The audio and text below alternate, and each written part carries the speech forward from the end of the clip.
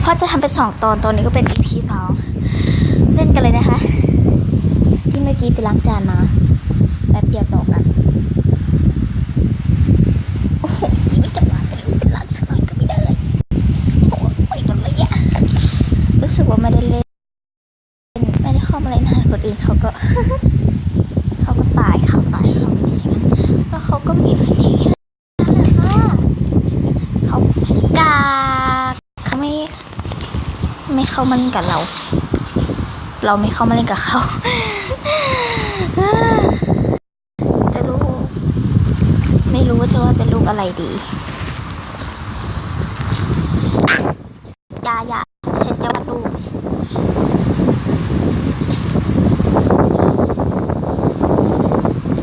โอเคเหมือนงวงช้างไงให้เหมือนขออภัยนะคะไม่มีข้อ8 บวกนะคะมันคือช้างไอ้เชี่ยหูช้างกูแล้วมึงจะทำไมเนี่ยตายไปหูช้างฉันให้มันหูช้างเลยวาดใหม่ของต้องวาดให้เป็นแบบนี้โอเคคือแต่ตรงนี้นิดเสร็จตรงนี้หน่อยไม่เหมือนเลยอะนี่ช้างไง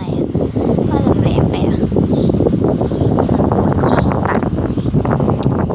ช้างจริงๆเลยทำไมแหลก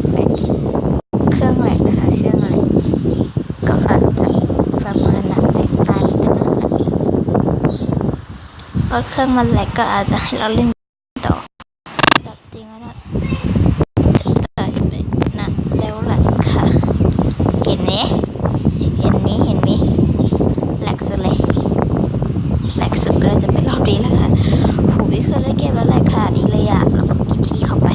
เราเบียดเขาว่าเปลี่ยนเราคืนมาเอาดีไปบัวบ้างเลยเขาไปข้างไอ้เชี่ยรู้สึกว่าจะชื่อนี้ไม่ได้นะคะรู้สึกว่าชื่อนี้ไม่แบบเอาชื่อคนที่เราชอบเล่นชื่อคนที่เราชอบนะคะนี่ค่ะเราชอบคนที่นี้ปะเอาไว้เยอะขนาดนั้นไม่เป็นขิงวะ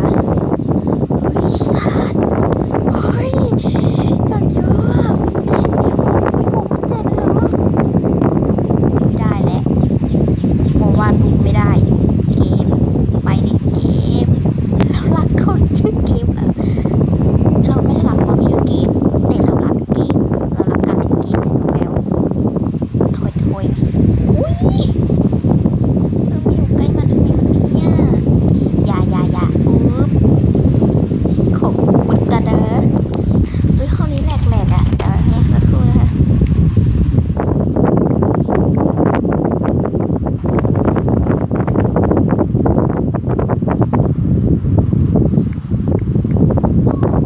โอเคเจอกันแล้วปะ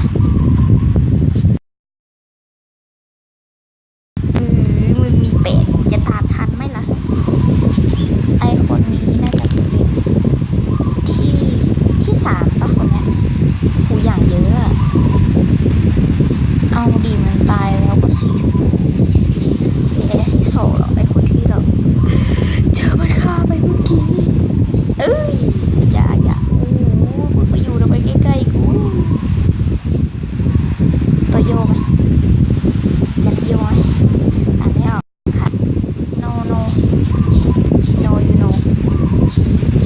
โหนี่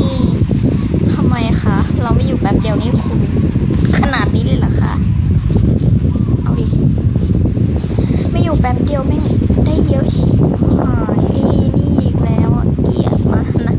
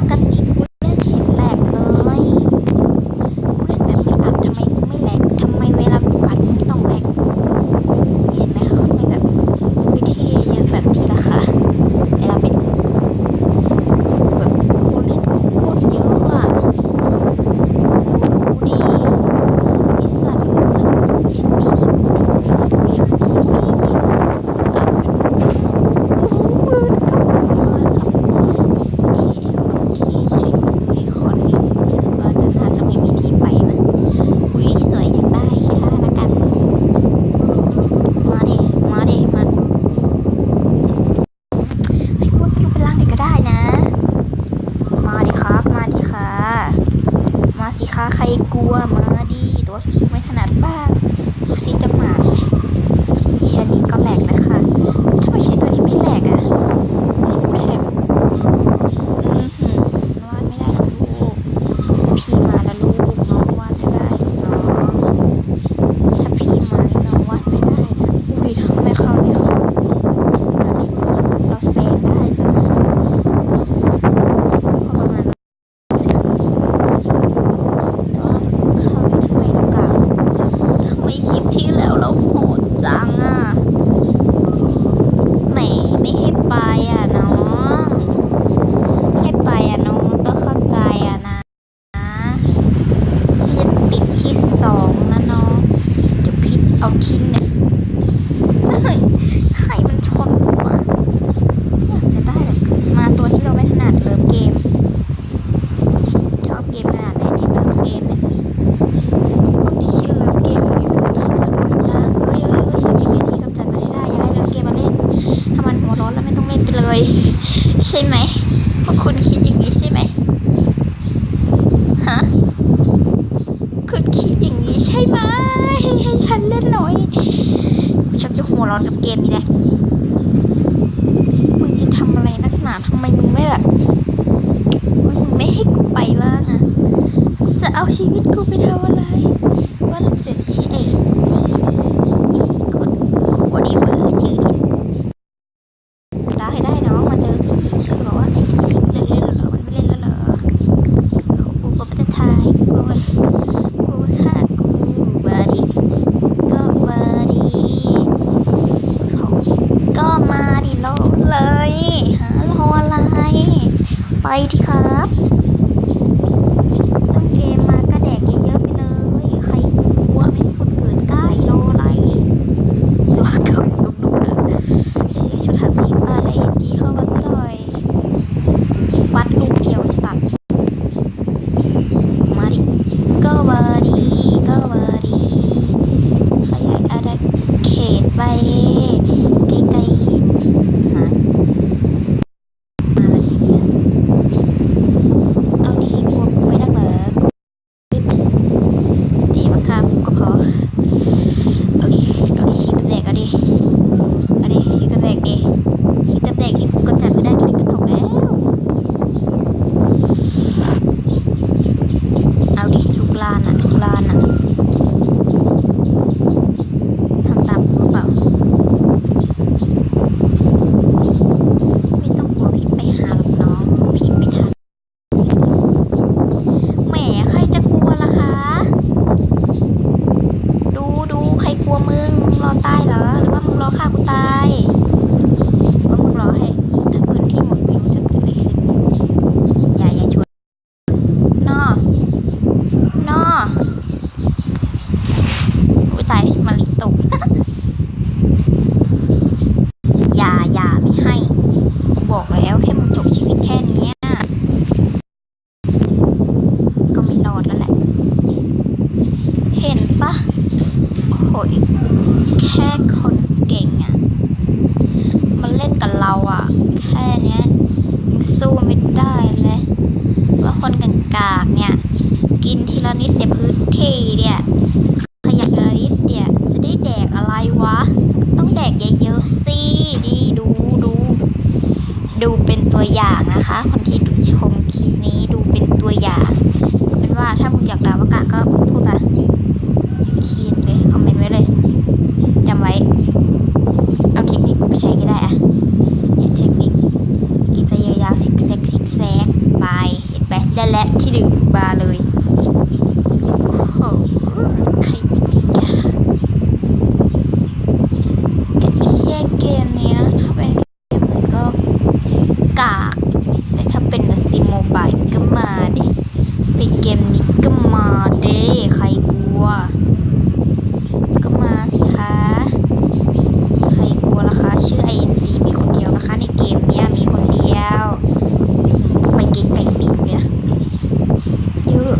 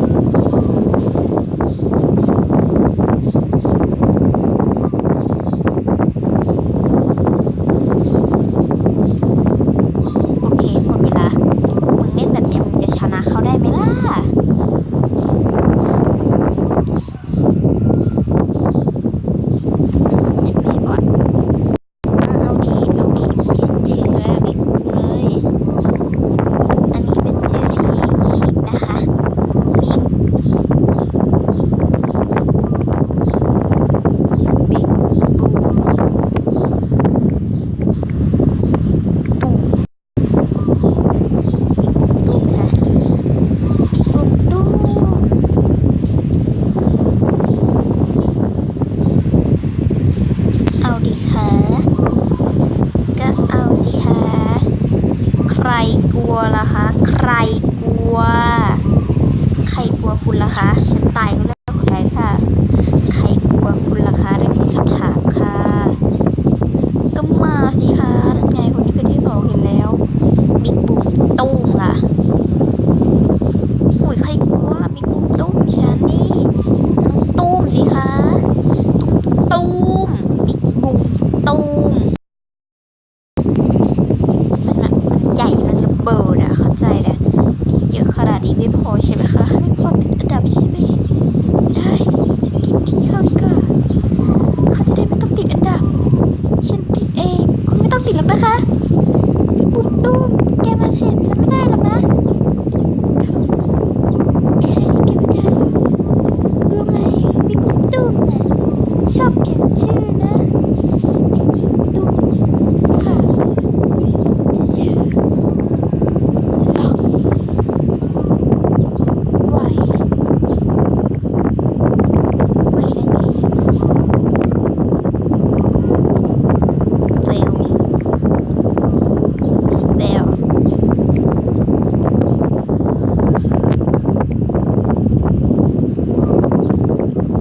ไอวินดีเอสทีอีโอก็มาดิลองทำเหมือนคนแบบไม่ใช่ชื่อช่องเรานะแต่เราชื่ออีกก็มาดิก็มาสิก็มาสิอืมก็มาสิค่ะ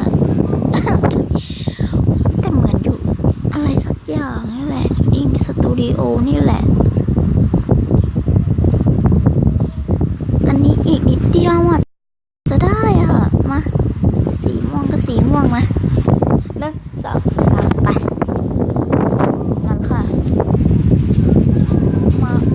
เริ่มก่อนเลยค่ะอดีใครจะกินที่ครูบอกเลยยากพอง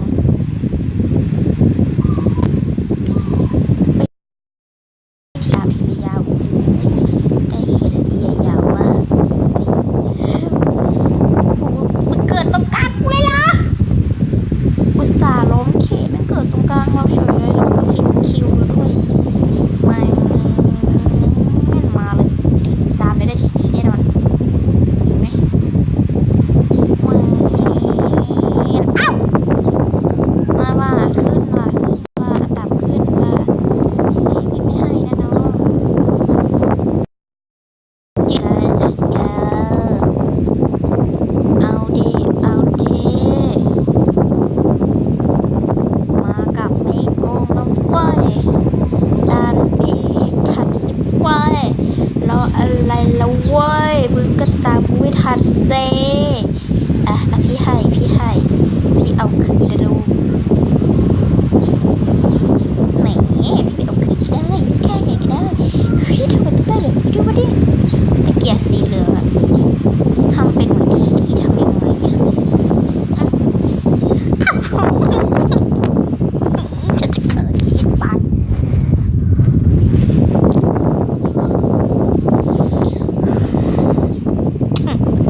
บางครั้งเวลาเล่นก็ต้องตั้งสตินะคะไม่มีสติเดี๋ยวก็ตายค่ะ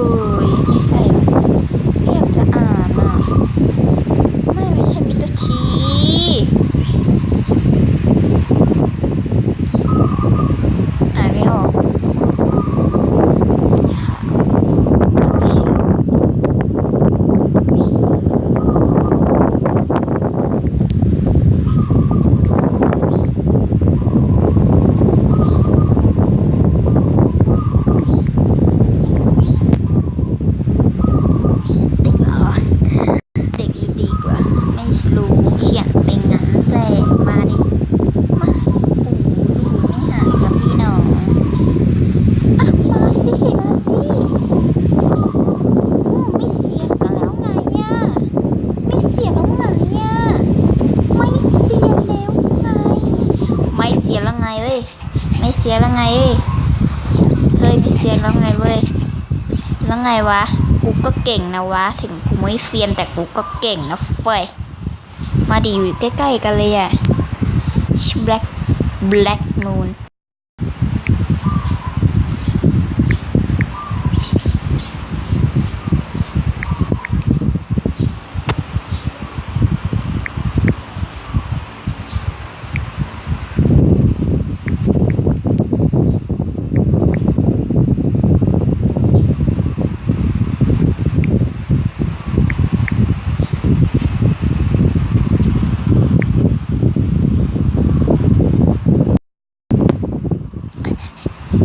ลากันไปก่อนนะคะวันนี้สวัสดีค่ะพอแค่นี้พอ